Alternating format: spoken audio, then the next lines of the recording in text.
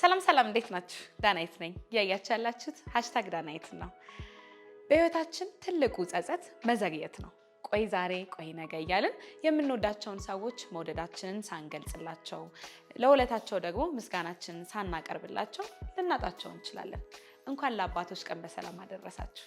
ዛሬ እንግዲህ ፈጣሪ ለኔም ለአባቴም እድሜና ጤና ሰጥቶን ማስታወሻ እንዲሆነን ዘንድ ብዬ እዚህ ሾው ላይ ጋብዣለሁኝ። በጣም ቆንጆ ቆይታ እንደሚኖረን አልጠራጠርም። ተከታተሉ። እንኳን አደረሰ ለአባቶች ቀን። እንኳን አብሮ አደረሰን።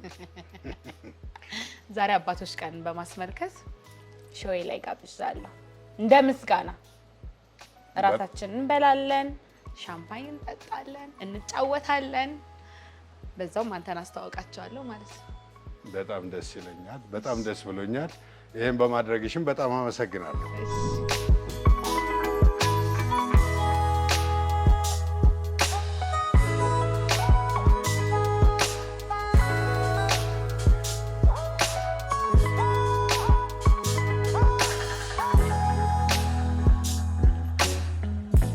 እኔና ልጄ በተለያየ አጋጣሚ በተለያየ ቀን በወር ውስጥ 2 3 ተገናኝተን ምሳም እራትን እንበላለን። በስልክ ኦልሞስት ዴይሊ እንገናኛለን።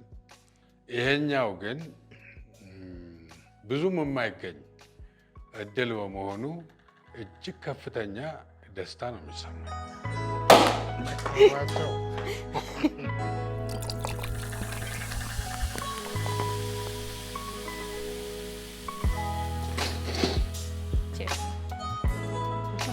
Cheers.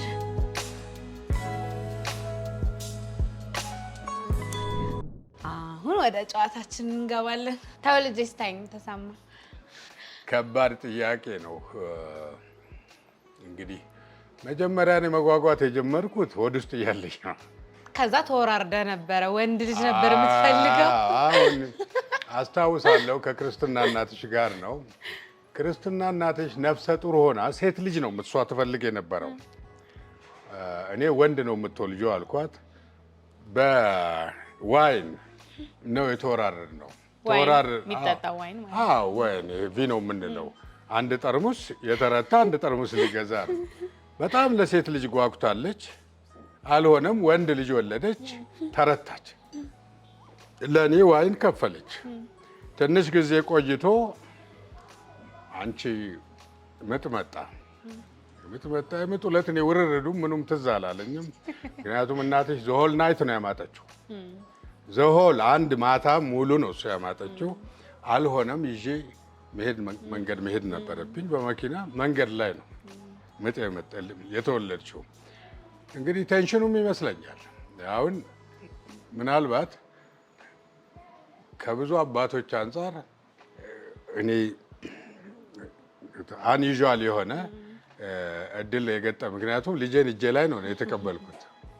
እጄ ላይ እንደዚህ አድርጌ መቀበል የቻልኩ አባት ነው። ከዛም እሱ ብቻ አይደለም፣ አምብሊካል ኮርድ የምታዋልድ ልጅ ነበረች። መለካትም የነበረብኝ እኔ ነኝ። ስትታተብም እኔ ነኝ። ይሄ ሁሉ ሆኖ ግን የሚደንቀው ነገር ስትወለጅም ዓይንሽን ገልጠሽ ነው የተወለድሽው። ፍጥጥ እና ያየሁት ደንበኛ ወንድ ልጅ ነው። በቃ ደንበኛ ወንድ ልጅ ነው። ከዛ ተመልሰን አምጪ ይሄንን ውርርዱን አንቺ ወንድ ነው እሱ የወለደችው አምጪ። ከዛ እነሱ ውስጡን እንትን ይላሉ ያወራሉ። መጨረሻ ሳስጨንቃት ሂድና እስቲ ልጅቷን ተመልከት እስቲ ሂድና አለች። ሲሄድ ሴት ቃጭሉ የተሰረቀ ነው የመሰለኝ። ይህንን በጭራሽ አረሳው። እንግዲህ ይህም በጭራሽ በምንም መልኩ አረሳውም። ጠዋት ነው። አየሩም ቀዝቃዛ ነው። ቀዝቃዛ አየር ነው የነበረው። አየርም በጣም ቀዝቃዛ ነው። ሁለት ነገር የምልሽ በጣም ችግር የነበረበት ሌሊት ነው። ምንም ስሙዝ የነበረ ዴሊቨሪ አይደለም። ከዛ ግን ምን ተሰማህ? እኔ ከተወለድኩ በኋላ ብዙ ብዙ ብዙ ብዙ አንደኛ በጣም ጉጉት ነበረኝ። በጣም ነበር የምጓጓው። ለምን ብለሽ አትጠይቂኝም። ለምን እንደሆነ አላውቅም፣ ግን በጣም ጓጓ ነበር። አሁን የምወልደው ልጅ መልክ ሁሉ ይታየኝ ነበር። ወንድ አይደል? መልክ ሁሉ የፌቨራይቲዝም ጉዳይ አይመስለኝም። አሁን ይሄ አንዳንድ ሰዎች ዝም ብሎ በቃ እንጂ ወንድ ልጅ ይሻለኛል፣ ሴት ልጅ ይሻለኛል እንደሱ አይመስለኝም። ግን ዝም ብሎ ብቻ የሚመጣብኝ ልጅ አለ። አባት እናት 3 ነገር ይዞ ይመጣል። ኃላፊነትን፣ ፍቅርን እና መስዋዕትነትን። እነዚህ 3ቱን ለመክፈል ዝግጁ የሆንኩበት ቀን ነው። ወደ ልጅነቴ ብመለስና አብሬው ባሳልፈው የምመኘው ሞመንት ብዬ ማስበው ቅዳሜ ሁሌ የኛ ቀን ነበር።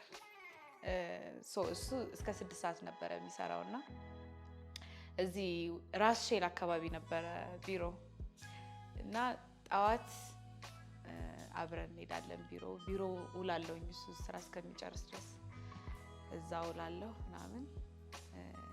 ከዛ እንወጣና ቴብል ቴኒስ እንጫወት ነበር። ቴብል ቴኒስ እንጫወታለን፣ ጆተኒ ምናምን እንጫወት ነበር። ከዛ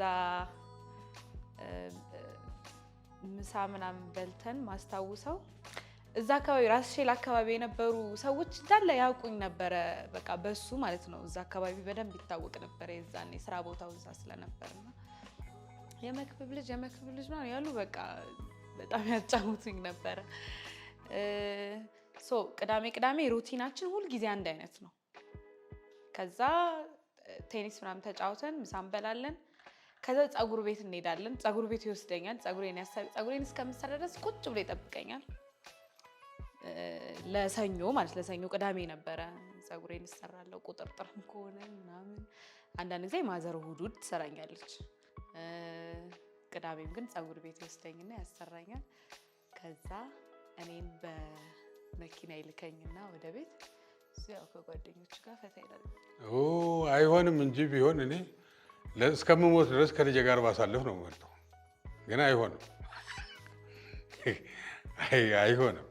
በጭራሽ አይሆንም። ይሄ የምለው ሁላችንም ያየነው ነው። ሁላችንም ከእናት ከአባቶቻችን ጋር ከሚወዱን ጋር ዘመናችንን ሁሉ ብንጨርስ እንመርጣለን። ህይወት ግን እንደዛ አይደለም። ሁል ጊዜም ከልጄ ጋር ብኖር አይሰለቸኝም። ለምሳሌ የህፃንነት ጊዜ ሁል ጊዜ ሳስታውሰው ነው በጭራሽ የማልጠግበው። ልክ ትላንት የሆነ ያህል የሚሰማኝ ጊዜ ነው። ውጣ ውረዶች ቢኖሩትም ሰው ከሚወደው ልጁ ጋር መኖር አይጠገብም። እኔ ሳልወለድ በፊት መክብብ ምን ነበረ የሚያሳስበው ነገር? እንደ ማንኛውም ልጅ ተምሮ ትልቅ ደረጃ መድረስ ነው። ጎበዝ ተማሪ ነበር። ጥሩም ተማሪ ነበርኩኝ። ትልቅ ደረጃ መድረስ ነው። ለዛም ብዙ የደከምኩ ይመስለኛል። ነገር ግን መንገድ ላይ ደግሞ በተለያየ ሁኔታ ትምህርቴንም አቋርጫለሁ። ከዛም ብዙ ውጣ ውረዶች አይቻለሁ። በልጅነቴ እግር ኳስ ብዙ ተጫውቻለሁ። የክንፍ ተጫዋች ነኝ። ብዙ ጊዜ 11 ቁጥር ወይ 7 ቁጥር ቦታ ነው ስጫወት የቆየሁት። አንዳንዶቹም በኋላ ብዙ ትላልቅ ቦታ ላይ ደርሰዋል እኔ እግር ኳስ ሳቋርጥ። ከዛ በኋላ ግን ከእግር ኳስ ይልቅ ጠረጴዛ ቴኒስ ላይ ነው በጣም ያተኮርኩት። ጥሩ ጠረጴዛ ቴኒስ ተጫዋች ነበርኩ። ለዓለማያም ለዩኒቨርሲቲ 2-3 ሜዳሎችን አስገኝቻለሁ። ለዓለማያ እስከምገባ ድረስ ከምስራቅ ቀላል ህይወት አላሳለፍኩኝም። በጣም ከባድ ህይወት ነው ያሳለፍኩት። ያ ግቢ ለእኔ ብዙ ነገር ያስተማረኝ ግቢ ነው። ከብዙ ነገር የሚያዳነኝ ግቢ ነው የዓለማያ። ምክንያቱም የኔ ያለፈ ታሪክ በጣም አስቸጋሪ ታሪክ ነው። ከዛ ግራጁዌት አደረኩ የስራ ዓለም መጣ። ሄዶ ሄዶ ግን ጥያቄች ላይ ስንመጣ የሚያሳስበኝ ነገር በልጅነቴ በቃ አድጎ ተምሮ አንድ ትልቅ ደረጃን አቺቭ ማድረግ ነው። ምን አይነት ልጅ ነበርኩኝ? እንግዲህ 3 ልጅ ማለት ይቀላል። 3 በተለያየ ደረጃ የመጣች ልጅ ማለት ይቀላል። የመጀመሪያዋ ልጅ ትንሽ መልአክ ነበረች። ትንሽ መልአክ በቀን በሌት በጠዋት በማታ የምናፍቃት ሳልሳለም አሁንስ ምን ነው ረፊ ሳልሳለም የማሉላት የኔ ታቦት የኔ ጽላት ነበረች።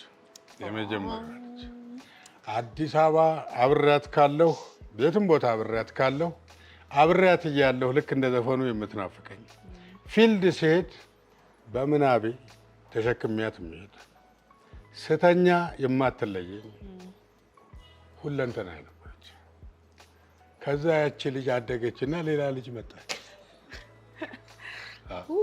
ጠብ ተጀመረ። የጠቡ መንስኤ ልጄን መልሽልኝ ነው። ያችን መልአክ የነበረች ልጅ መልሽልኝ። ጎረምሳ ሰሆን ነው ሆርሞኖቹ ሁሉ መፍለቅለቅ ሲጀምሩ አሁን ትልቅ ችግር ተፈጠረ። ትልቅ ችግር ጦርነት መጣ።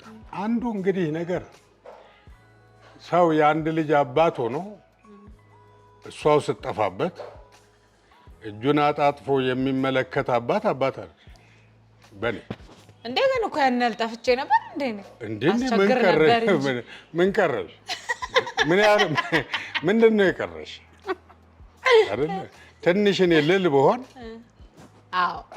100% ሹር ትልቅ ችግር ነው የሚወለደው። በጣም ያሞላቅቀኛል፣ በጣም ደግሞ ይቀጣኛል ሳጠፋ። አንዱን ብቻ ይዞ የሚሄድ አባት አልነበረም እና ከገረፈኝ በኋላ የሚገርምሽ ይቅርታ ይጠይቀኛል ሁሌ። ልክ በቃ የሆነ ስሜት ይሰማል፣ የጸጸት ስሜት ይሰማል። እና እኔ እኮ አንቺን ስመታሽ አንዱን እጄን እንደመታውስ ነው የምቆጥረው ይለኛል። እና በቃ ድሮ አይገባኝም ነበረ። ደግሞ ከመጣኝ በኋላ እንደዚህ ይለኛል እንዴ ምናምን ነው የምለው በልቤ ማለት ነው። እና አሁን ግን በደንብ ነው የሚገባኝ። አም አ ክርስቲያን አይ ሊቭ ባይ ዘ ቡክ።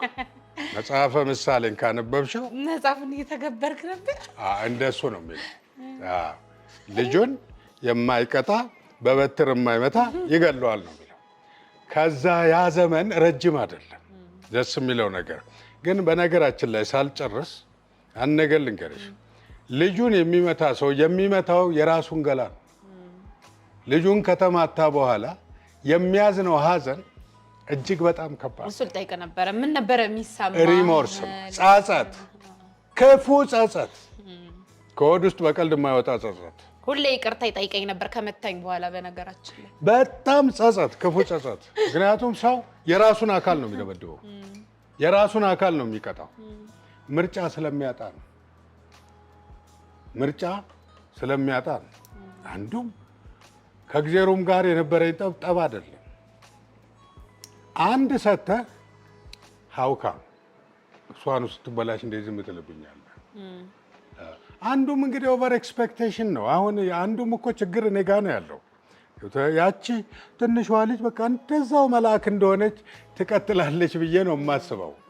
ዛዲና ታፕን አልሆንም። ደስ የሚለው ነገር ያ ዘመን አጭር ነው። ቆየችና ያቺ ትንሿ መልአክ ትልቅ መልአክ ሆና ደርባባ ሆና እንደ ልጅነቱ አባቷን የምትወድ ሆና አንሽከም ባክ አይደለም። እንግዲህ ሶስተኛዋ ይሄው አብራኝ እያወራች ነው። ስቱዲዮዋ ውስጥ አስገብታ እየመረመረች ነው። ከዚህ በላይ ጥሩ ነገር አለ? አይ ዶንት ቲንክ። እኔ ግን ማረሳውን የገረፍከኝ ሪዝን ልናገርብህ። ነገሩ ብዙ ነው። አንዱ አስመስዬ ፈርሜ ያንተን ፊርማ። ይሄ እኮ ፖሊስ ቢያገኝሽ እኮ 15 ዓመት እኮ ድሮ ነው። ስንተኛ ክፍል ነበር? ሰባተኛ ክፍል ወንጀል አይቆጠርም ያለሽ ማን ነው? ያንተን እኮ ነው አባቴ። ቢሆንስ ወንጀል ነው ስቲል እንዴ? ለምን የቤት ስራ አልሰራችም የሚል አስመስሎ መፈረም ወንጀል ነው። ፎርጀሪ ወንጀል ነው። ከዛ ደግሞ ማን የፈረመልኝ ስትለኝ ደብተሬን ስታይ አንተ አልኩ። አየህ እንግዲህ ከዚህ በላይ ውንብድና አለ? የለም። ድርቅ ያለ ውንብድና የለም። ኤኒዌይ አት ዘ ኤንድ ኦፍ ዘ ዴይ ሁሉ ነገር መልካም ሆነ። እኔም ሪክሌም አደረግኩ ልጄን። አባቴ በጣም ጎበዝ ክራር ተጫዋች ነው እና እድሜ ልክ ነው የሰማሁት ክራር ሲጫወትና በደንብ ነው የማውቀው። አዎ በጣም እጫወታለሁ። እኔ ጥሩ ክራር ደርዳሪ ነኝ፣ እደረድራለሁ ክራር። ምናልባት እንግዲህ ከእድሜ ጋር ጣቴ እምቢ ካላለኝ በስተቀር ጨዋታዬን የማቆም አይመስለኝም። ያው እኔ እሱ ሲጫወት ዝም ብዬ እሰማለሁኝ እንጂ ፓሽኔት ሆኜ ምናምን የከሌ ዘፈን ነው የእንትና ቅኝት ነው ምናምን የሚለውን ነገር አላውቅም። ግን ሲጫወት በደንብ ነው ማዳመጠው የነበረው። ግን በዘፈን አሁን ለምሳሌ ክራር ላይ ሰዎች ክራር ይዘው ሲመቱ ዘፈኖቹን በደንብ ነው የማውቃቸው። ኢቭን አብሬ እላለሁ። ይሄን ያመጣሁት ከፋዘር ነው። ስማቸውን እያንዳንዳቸውን ይሄ አሁን የምጫወተው የእንትናን ሙዚቃ ነው ብሎ አይደለም የሚጫወተው የነበረው፣ ዝም ብሎ ይጫወት ነበረ። ማንበብ ኦልሞስት ፓርት ኦፍ ማይ ላይፍ ነው። ምንም ነገር አነባለሁ። ከኢትዮጵያ መጽሐፎች ማስተርፒስ የምላቸው አሉ። አንዱ ራሱ ፍቅር እስከ መቃብር ነው። አርአያ፣ ልጅነት የሚባሉት መጽሐፍቶችም ሪማርከብል ኢትዮጵያን ሂስትሪ ዙሪያ፣ አፍሪካን ሂስትሪ ዙሪያ ያሉ መጽሐፎች እወዳለሁ። እንግዲህ የተማርኩት ደግሞ አግሪካልቸር ነው። የአግሪካልቸር መጽሐፎች ኦልሞስት ሁሉንም ነው የማነበው። ከልጄም ጋር ብዙ ጨቃጨቅ ነበር እኮ በማንበብ የተነሳ ጨቃጨቅ ነው። አንዳንዴ አባት ስትሆኝ ልጅሽ ሌላ ሰው መሆኑን ትረሻዋለች። ልክ እንዳንቺ እንዲያስብ ትፈልጊያለች፣ ግን አይሆንም። እና ማንበብ በጣም እወዳለሁ። ስፖርት ሆቢዬ ነው፣ ማንበብ ሆቢዬ ነው፣ ሙዚቃ ሆቢዬ ነው። ሶስቱንም እወዳቸዋለሁ። ምቾትና የተፈጥሮ ውበት በአንድ ላይ በወዳጅነት ፓርክ ከሸራተን አዲስ እና ከቤተ መንግስት አጠገብ 35,000 ካሬ ላይ ያረፈ በከፍተኛ ጥራትና በላቀ ዲዛይን እየተገነባ ያለ የመኖሪያ መንደር በተመጣጣኝ ዋጋ ካርታ የተዘጋጀላቸው ቤቶችን ጨምሮ ከባለ 1 እስከ ባለ 4 መኝታ ከ10% ቅድመ ክፍያ ጀምሮ የግል ያድርጉ። ይህ ቤት ብቻ ሳይሆን አዲስ የህይወት ምዕራፉ መጀመሪያ። አሚባራ ፕሮፐርቲስ በልዩነት የተገነባ። ከትምህርት ቤት የሚደርስ ወቀሳ ምን ነበረ ድሮ? ብዙም የተለየ አይደለም። ረባሽ ናት፣ ብዙ ጊዜ የምሰማው ነው። ሲሪየስ የሆነ ነገር ከትምህርት ቤት ሰምቼ አላውቅም። በራሴ ግን እከታተላለሁ። አውቃለሁ። ድንገት ይመጣብኛል ትምህርት ቤት። ትዝ ይልሃል ትምህርት ቤት ኢትዮ ኢንዲያን ስማር? አዎ ትምህርት ቤት እየተማርን ክላስሩም ውስጥ እኔ እኮ በጣም ነበረ የምሸማቀቀው። አሁን ያው ደስ ይለኛል፣ ግን የዛን ጊዜ ልጅ ስለነበርኩኝ አውት ኦፍ ኖዌር ትመጣለህ ማለት ነው። ክላስሩም እየተማርን አይደለ? አውት ኦፍ ኖዌር እንዴ መጣሁት ምናት ተማሪዎች እንዲህ ክላስሩም እኮ ነው የምትገባው። አስተማሪ ያስተማረ ማየት አለብኝ ልጄ እንዴ ማየት አለብኝ ልጄ ሰደንሊ ከስንት ስና ልጄ ታለች። ብዙ ጊዜ ይኸውልሽ፣ ብዙ ጊዜ አሁን የዛን ጊዜ ገንዘብ የሚከፈለው በእንትን አይደለም፣ እንዳሁኑ what do you call it ይሄ በቴሌ ብር እንደዚህ አይደለም። ቀጥታ ሄደሽ ብቻ አይ ገንዘብ ልትከፍል እንኳን ለምትመጣው አይደለም፣ ዝም ብለህ እኮ ነው የምትመጣው። እንደሱም መጥቻ ቃል እሱማ መምህር ሁሉ ጠይቃለሁ እኔ። አይ አባቷ መጣ ይባላል በመስኮት ሲያዩን እኔ አፍራለሁ። there was an Indian ማረሳት ሴት አሚናል ያ እንግሊዘኛ እሷን ሁሉ ጠይቃለሁ ጠይቃለሁ። አይ ትልቁ ችግር ያለው ምን መሰለሽ፣ እኔ ያለኝ አንድ ነው፣ ገብቶሻል? አንድ ነው። ስለዚህ እንደ አይኔ ብሌን መከታተል አለብኝ። ቢያንስ እኔ ፊልም ማድረገው እንደዛ ነው። አላውቅም እንግዲህ 3 ልጆችም 4 ልጆችም 5 ልጆችም ያሏቸው ሰዎች ዘሴም ፊሊንግ እንደኔ ይኑራቸው አይኑራቸው አላውቅም። እኔ ግን ፊልም ማደርገው ያችን አንዷን which is priceless በቃ መልቀቅ የለብኝም እና ክላስሩም እየተማርኩ why not እኔ ግን አፍረ ነበር የዛን ጊዜ የታለች ልጄ ክላስሩም ቁጭ የታለች አለው ላለው እንደዚህ ስቅቀቢ ከዛ አው ደህና ነሽ እንዴት ነሽ ልጄ ምሳ በላሽ አው በልቻለሁ በቃ ግቢ ሂጂ እሺ ተማሪ ይቅርታ ተማሪዎች ብለህ ትወጣለህ አንድ እዛ ጋር አንድ ነገር ልንገርህ እዛ ሰፈር ምሳ የሚያስረግፍ የልጆቹን ምሳ እየጠበቁ እንደዚህ ላስቲክ ዘርግተው የህፃናቶቹን ምሳ እያስረግፉ የሚበሉ ትልልቅ ሰዎች ላይክ ዱርዬ የምትያቸው ሰዎች እዛ ሰፈር መኖራቸውን ሰማሁ አንድ ቀን። አሁን ሰምቼ ዝም አልኩ። ትንሽ ቀን ቆይቶ ነጭ እየሆንሽ ትመጪ ጀመር። ምሷን አትበላም። ቀጥታ ሄድኩና ስማን አልናገርህ እፈልጋለሁ። ወይኔ ተደባዳቢ ነበረ ደግሞ በጣም ደስ ታውቃታለህ የኔ ልጅ ታውቃታለህ ወይ ብዬ ስል አውቃታለሁ አለና የእሷን ምሳ አልበላሁም። የእሷን ምሳ በልቻለሁ። ኦኬ እና ከባድ ነው። እኔ መቼም የሚመስለኝ ነው የምልሽ እግዚአብሔር ለሰው ልጅ ከሰጠ አንድ ልጅ ባይሰጥ እመርጣለሁ። ሌላ ነገር ላውራብህ አውሪ ሰፈር ውስጥ ያልመታው ጎረምሳ እንትን አይደለማ። ይኸውልሽ አሁን ስለ ድብድብ በዚህ ዘመን ሰው ሁሉ እጁ የኤሌክትሪክ ፖል ነው የሚያካክለው። ስለዚህ አባቴ ተደባዳቢ ነው ብለሽ እንዳታስደበድቢ። ግን ድሮ ነው ግን ዋሪ ሀብት ነው። እኔ ፕሮቮክ አድርጌ የተደባደብኩት አላስታውስም። ራሴ ነገር ፈልጌ ወይ እንደዚህ አላስታውስም። በልጅነቴ ፕሮቮክ ካደረገኝ if somebody taunts me it's a different story። አሁን ግን ምንድነው እንደዚህ ሶፍት ያደረገ ብለህ ታስባለህ? ከድሮ ከያዙም ድሮ እንደዚህ ጭራሽ ተቃራኒ ነው። እኔ ለነገሩ ሶፍት መሆን የጀመርኩት ልጅ ከወለድኩ አንቺን ከወለድኩ በኋላ ኧረ እኔም አይቻለሁኝ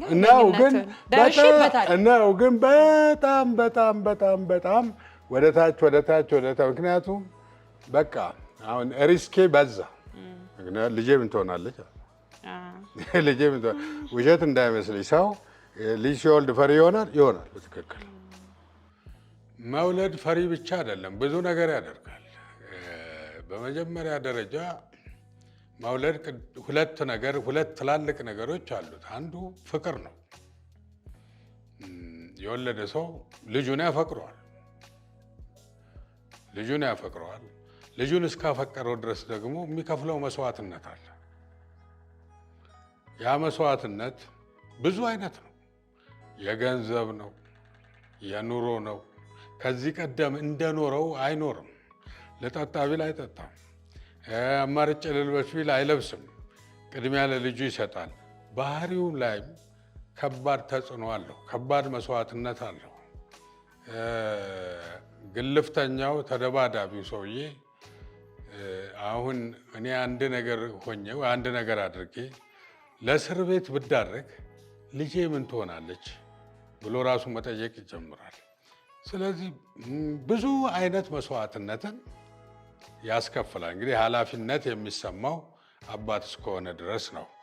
እድሜሽ በገፋ ቁጥር ማንበብ እወዳለሁ እኔ። ባነበብሽ ቁጥር ይሄ እይታሽ እየሰፋ ነው የሚመጣው። ከቫዮለንስ ውጭ ብዙ ዘዴዎች እንዳሉ ታውቂያለሽ አንድ ችግርን ለመፍታት። በፊት እማየም አንዷ ናት እኮ እማየም አሁን ለእኔ ቫዮለንት ናት። አንዷም ተጠያቂ እማየም ጭምር ናት። አያቴ ናት። በለውና ና ነው የምትለው፣ እንደዚህ ነው የምትለው። እሱን አውቃለሁ። አባቴም እንደዚህ በእንደዚህ አይነት ነገር። ስለዚህ ምን እሆናለሁ እኔ? ቴልሚ ምንም አልሆን። የኑግ ልጅ ኑግ ነው፣ የስንዴ ልጅ ስንዴ ነው። ሌላ ምን ይሆናል? እኔ በትምህርት የት ደረጃ ብደርስ ትመኝ ነበር? አሁን ድንገት የመጣ ነገር ነው ይሄኛው ፕሮፌሽን። ከዛ በፊት ግን ምን ብሆን ትመኝ ነበር? አንደኛ ነገር በጣም ትልቁ ምኞቴ ዶክተር፣ ሁሌ ዶክተር ነበረ። በጭራሽ ድሃ እንዳትሆኝ ነው። በምንም መልኩ ድሃ እንዳትሆኝ። ምክንያቱም ድህነት ጥቃት ነው። ድህነት ቮይስለስነስ ነው። ለሴት ደግሞ ድህነት መከራ ከወንድም በላይ። አንድ ልጅ ወልጄ እሷው ስትሰቃይ ማየት ማለት ከማይ መቃብር ውስጥ ለሽ ብዬ ብተኛ እመርጣለሁ። እኔ ስጸልይ ምናልባት አንቺም ታውቂ ይሆናል መጸለይ በጣም እወዳለሁ። የምጸልየው ጸሎት ግን እንደዚህ መጽሐፍ ይዤ እንደዚህ አይደለም የምጸልየው። ንግግር ነው፣ ንግግር ነው፣ ቀጥታ ንግግር ነው። ምናልባት ዝም ብሎ የሚያዳምጠኝ ሰው አንድ ኢንቪዚብል ከሆነ እኔ ከማየው እሱ ከማያየው ቢንግ ጋር በትክክል ማወራ ነው የሚመስለው።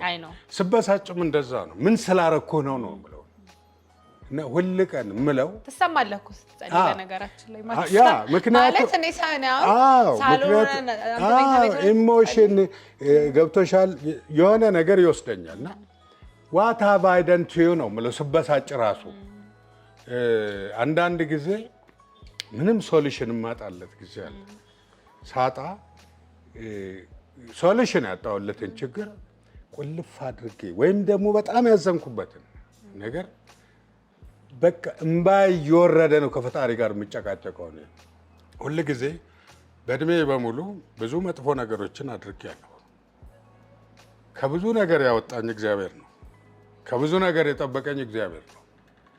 አንቺንም በተመለከተ እግዚአብሔር እዚህ አድርሶልኛል። እግዚአብሔር የተመሰገነ ይሁን። ሁል ቀን ያንተን ምርቃት ነው።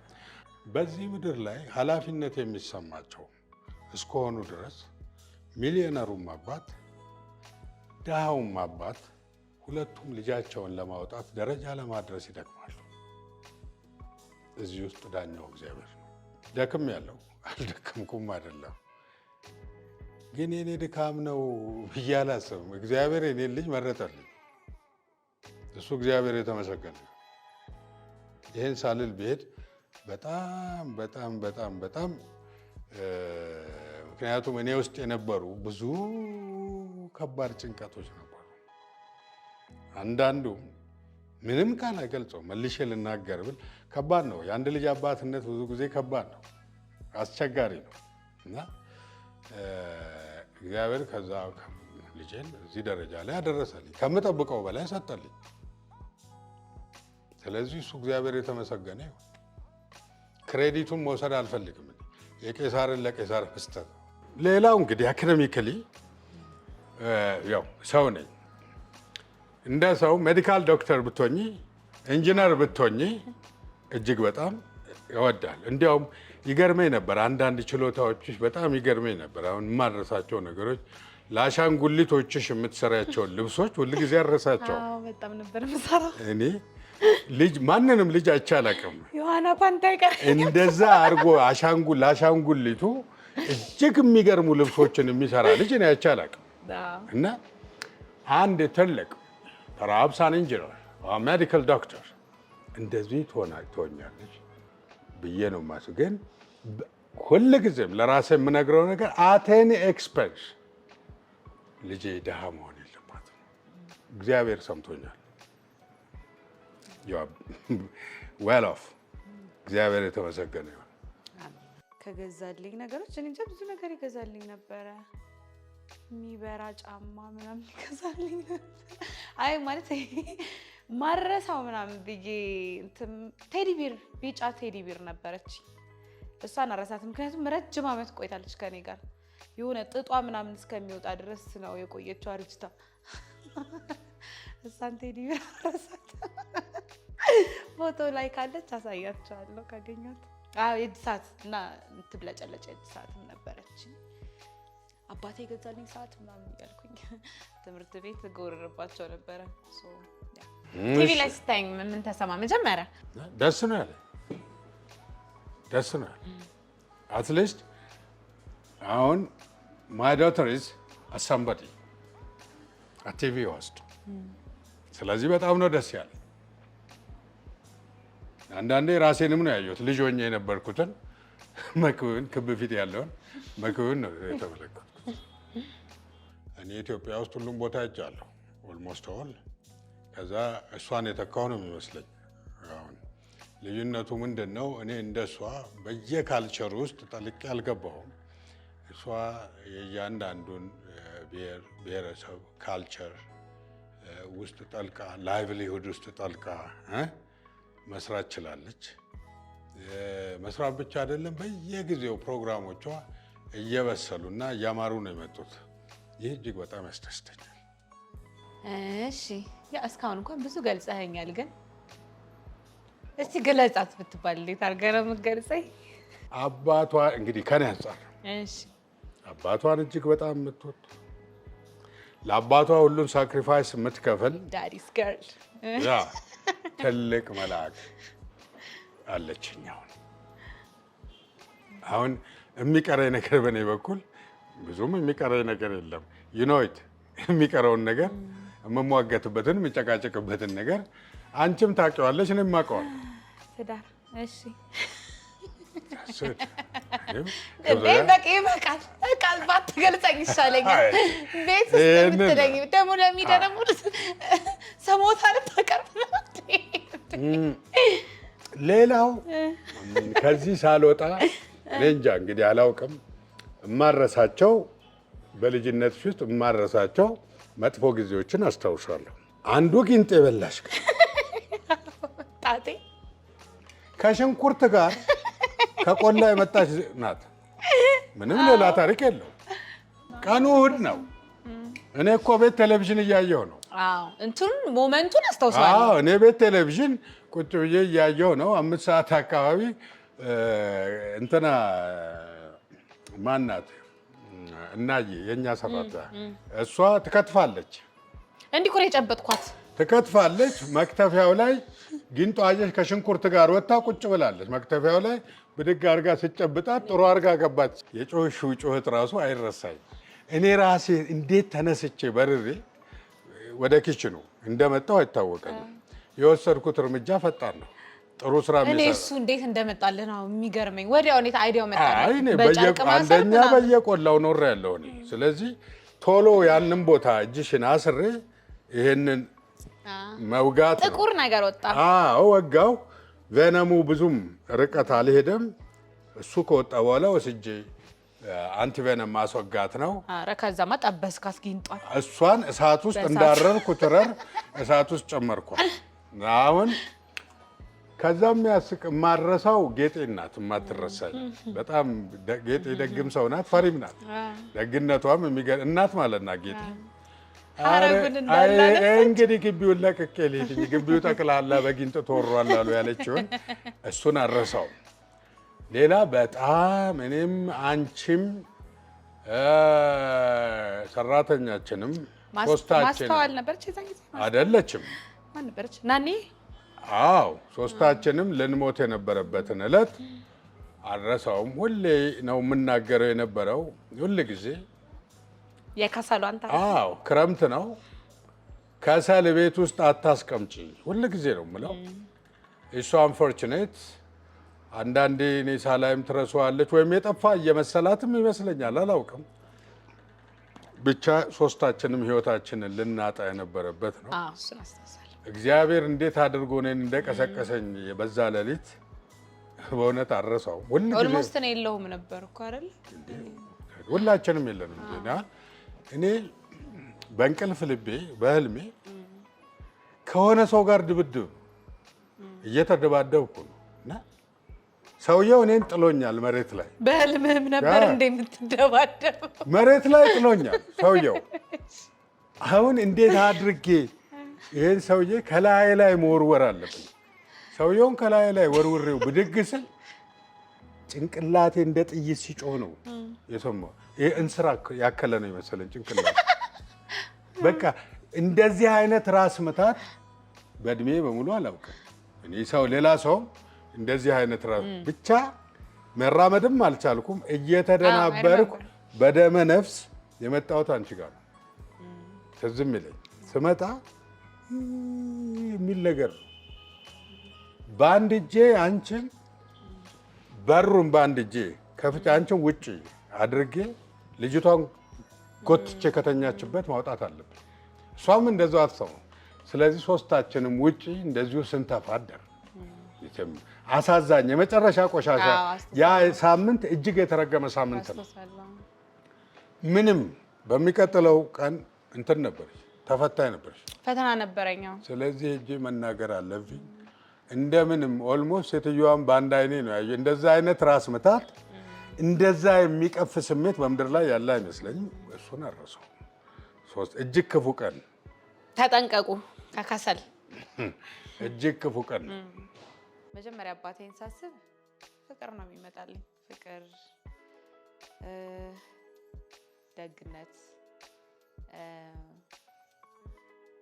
ንፉግ አለመሆን፣ የዋህነት፣ አንዳንዴ ኃይለኝነት፣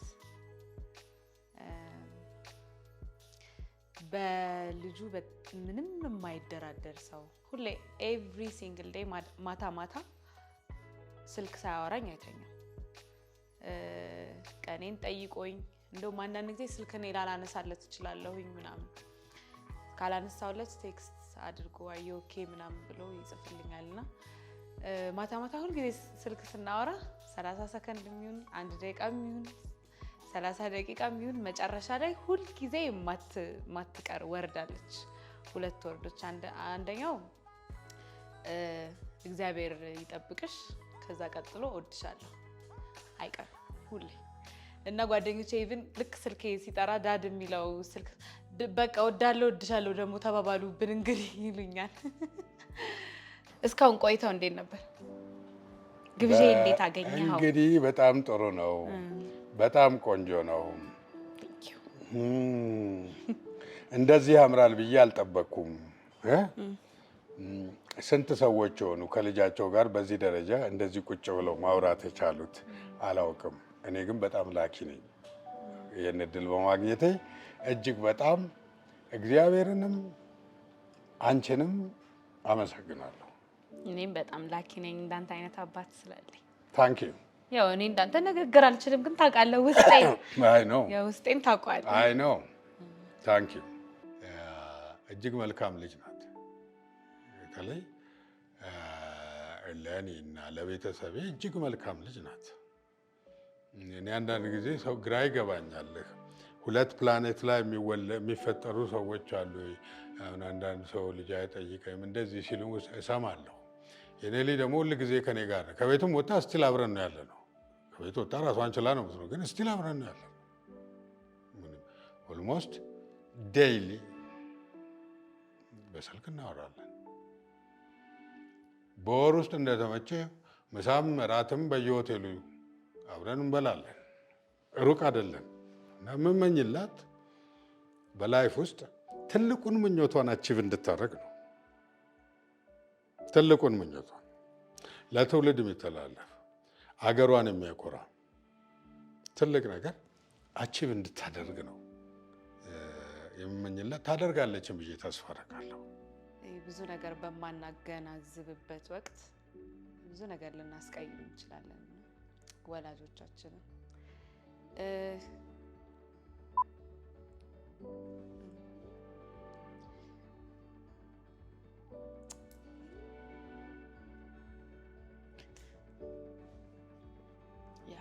በጣም ነው የማመሰግነው እንደዚህ አድርጎ ስላሳደገኝ እና በቃ በጣም ነው የምወድህ፣ በጣም ነው የማመሰግነው እዚህ ደረጃ ስላደረስከኝ። ቴንኪዩ። ባንተ ጥረት፣ ባንተ ፍቅር፣ ባንተ ምክር፣ ባንተ ቅጣት የአባቴ ፍቅር እንደ ብርሃን ነገር ነው። የሆነ ጨለማ ነገር እንኳን እንትን ሲል ላይክ ብርሃን ነገር ነው የሚሆነኝ የአባቴ ፍቅር እና በጣም